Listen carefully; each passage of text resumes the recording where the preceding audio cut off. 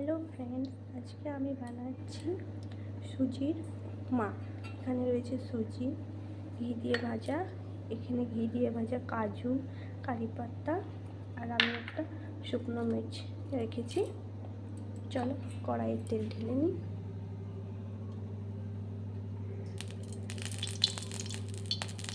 আপনারা চাইলে ঘিও ব্যবহার করতে পারেন।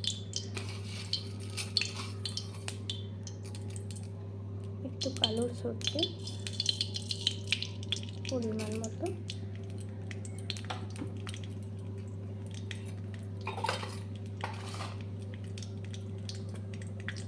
এখানে সব প্রকার সবজি রয়েছে, মটরশুঁটি, বিনস, গাজর, ক্যাপসিকাম, আলু, সব রকম সবজি রয়েছে। মটরশুঁটি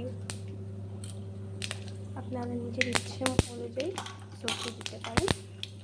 আমার কাছে যা যা রয়েছে আমি এখানে যা দিয়েছি, যেহেতু আমার কাছে বেশি ছিল না তাই আমি দিয়ে গেছি। আপনারা চাইলে যে ভিডিও করতে পারেন।